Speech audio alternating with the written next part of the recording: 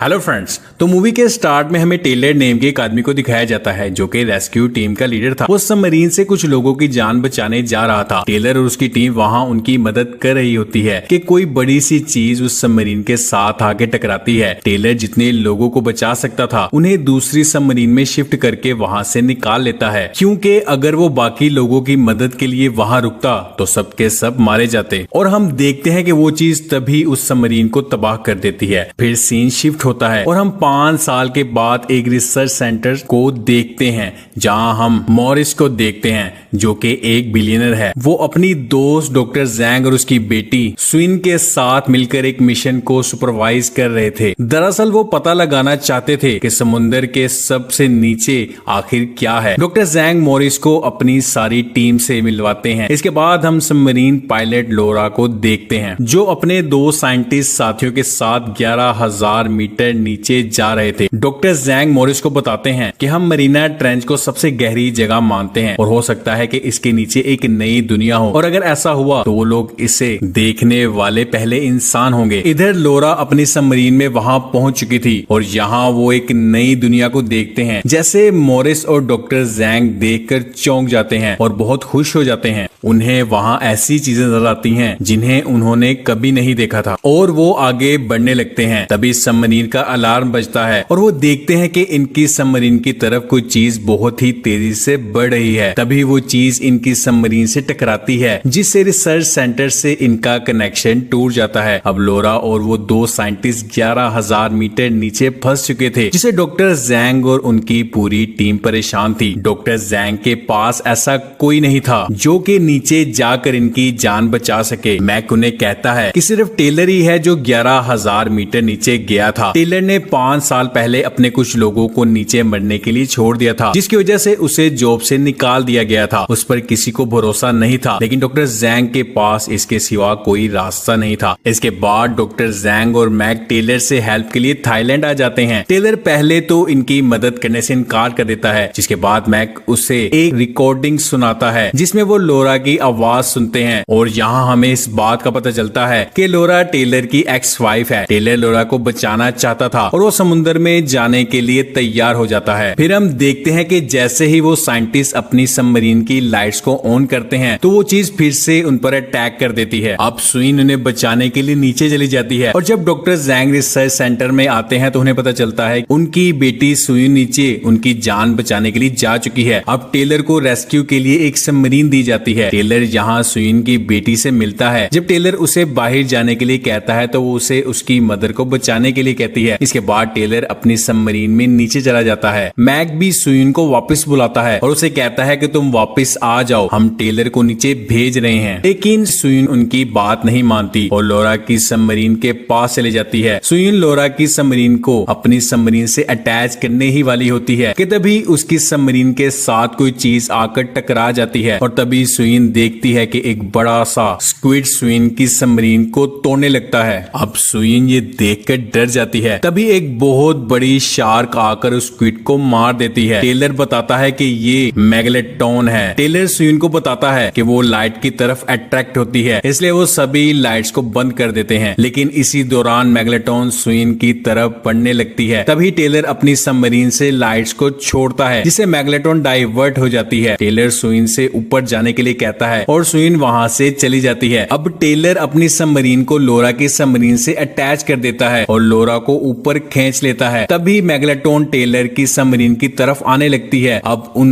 में से एक साइंटिस्ट ये समझ आता है कि अब बहुत देर हो चुकी है, इसलिए वो अपनी सबमरीन को टेलर की सबमरीन से अलग कर देता है और लाइट्स को ऑन कर देता है, जिससे मेगलेटॉन उस पर अटैक कर देती है और टेलर और वो सब अपनी जान बचा लेते हैं। लोरा और उसका बचा हुआ साथी अपने साथी को मरते हुए देखकर बहुत दुखी हो जाते हैं और वो सब ऊपर आ जाते हैं। लेकिन लोरा इस वक्त काफी जख्मी थी। अब डॉक्टर जैंग ये समझ चुके थे कि उन पर एक मेगलेटॉन ने अटैक किया था जो कि 20 लाख साल पहले खत्म हो चुकी थी, लेकिन उन्हें यहाँ पता चलता है कि ये आज भी जिंदा है। मॉरिस इस पर रिसर्च करना चाहता था, लेकिन तभी टेलर वहां आता है और उसे ऐसा करने से मना कर देता है और कहता है कि इंसान और मैग की जंग में मैग ही जीतेगी। और अब हम देखते हैं कि स्विन सुइन की बेटी नीचे खेल रही होती है जहाँ से समुंदर बिल्कुल साफ नजर आ रहा था। तभी वहाँ मैग भी आ जाती है और अटैक करने की कोशिश करती है, लेकिन वहाँ बहुत मजबूत गिलास थे जिसे मैग तोड़ नहीं पाती,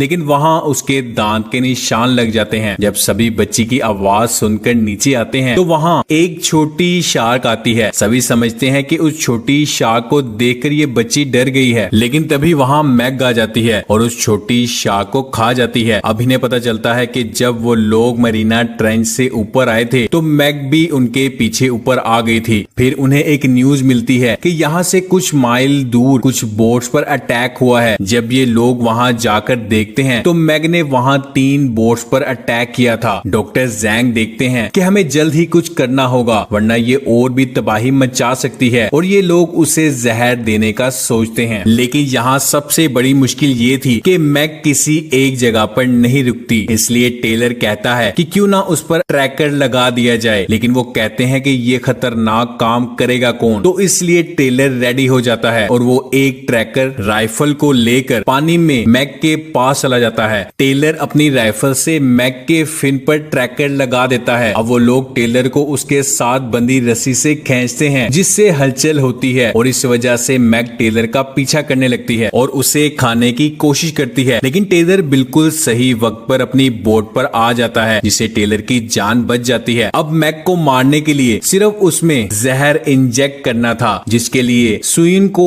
एक केज में पानी के नीचे भेजा जाता है। ये केज बहुत ही मजबूत था। ये लोग मैग को अट्रैक्ट करने के लिए पानी में मांस डालते हैं। अब कुछ देर बाद मैग सुइन के पास आ जाती है और केज पर अटैक कर देती है। सुइन मौका मिलते ही जहर को मैग के अंदर इंजेक्ट कर देती है, लेकिन मैग सुइन का केज तोड़ने लगती है जिससे सुइन का हेलमेट टूट जाता है और वो बेहोश हो जाती है। टेलर सुइन की मदद करने के लिए पानी में जाता है और केज को ओपन करके उसमें से सुइन को बाहर निकालता है, और जब वो ऊपर जा रहे होते हैं कि तभी मैग इन पर अटैक कर देती है और तभी मैग पर टूटे हुए केज की केबल्स फंस जाती हैं जिससे वो उन पर अटैक नहीं कर पाती। अब जहर के असर की वजह से मैग भी मारी जाती है और वो लोग ऊपर आ जाते हैं। जब सुयुन को होश आता है तो वो देखती है कि उन्होंने मैग को अपनी बोट पर पकड़ा हुआ था और वाल उसके साथ पिक्चर्स बना रहा होता है। तभी एक बहुत बड़ी मैग आती है और वाल के साथ इस मरी हुई मैग को भी अपने साथ ले जाती है, और इस दूसरी मैग की वजह से इनकी बोट पूरी तरह से तबाह हो जाती है और वो लोग पानी में गिर जाते हैं। फिर ये लोग किसी तरह अपनी पलटी हुई शिप पर आ जाते हैं, लेकिन हेलर और जैक्स अभी भी पानी में थे। वो देखते हैं कि अब मैग इनकी तरफ आ रही होती है कि तभी हेलर जैक्स को बचाने के लिए पानी में हलचल करना शुरू कर देता है, जिस पर मैग हेलर को खाकर वहां से चली जाती है। जिसके बाद ये लोग 2 रेस्क्यू बोट को लेकर वहां से निकल जाते हैं, लेकिन मैग अभी भी इनके पीछे थी। तभी यहाँ पर एक हेलीकॉप्टर आता है जिसे मॉरिस ने बुलाया था। वो लोग मैग पर राइफल से अटैक कर देते हैं जिससे मैग वहां से चली जाती है।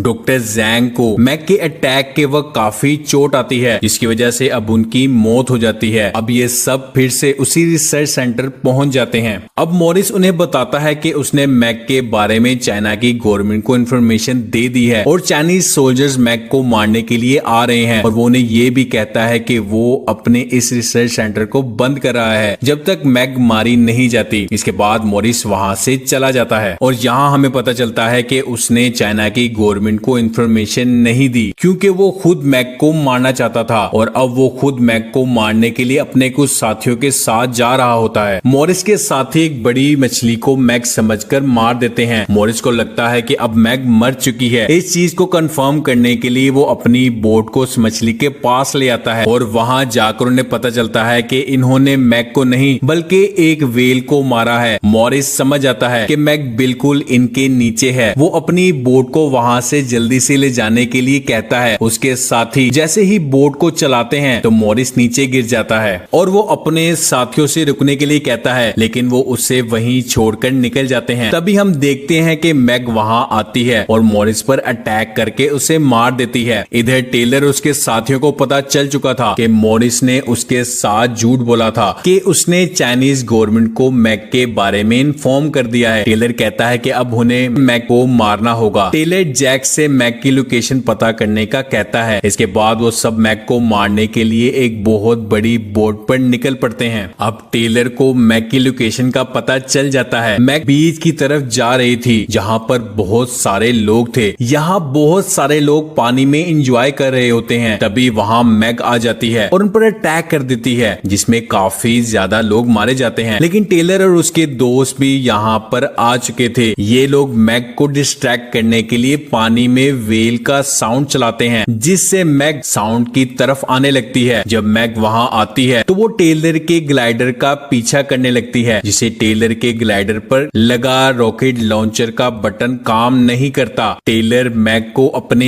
पीछे सबसे दूर लेकर आ जाता है और तभी टेलर उसके सामने से आता है और उसके नीचे से होते हुए अपने ग्लाइडर पर लगी नुकीले हिस्से से मैग को चीरते हुए आगे बढ़ता है। अब मैग काफी जख्मी हो चुकी थी, लेकिन फिर भी वो ग्लाइडर का पीछा करती है और उस पर बार बार अटैक करती है। अब टेलर ग्लाइडर से बाहर आ जाता है और अब मैग टेलर पर अटैक करने वाली होती है कि तभी टेलर ग्लाइडर से वो नुकीला हिस्सा उतारता है और मैग की आंख में दे मारता है, जिससे मैग को कुछ नजर नहीं आता। मैग के खून की वजह से बहुत सारी शार्क्स उस पर अटैक कर देती हैं और उसे खाने लगती हैं और फाइनली मैग इस तरह से मारी जाती है। तभी सुयन वहां आकर टेलर को बचा लेती है और वो दोनों बाहर आ जाते हैं और अब वो सब काफी खुश थे क्योंकि उन्होंने मैग को मार दिया था। और इसी के साथ इस मूवी का पार्ट 1 खत्म हो जाता है।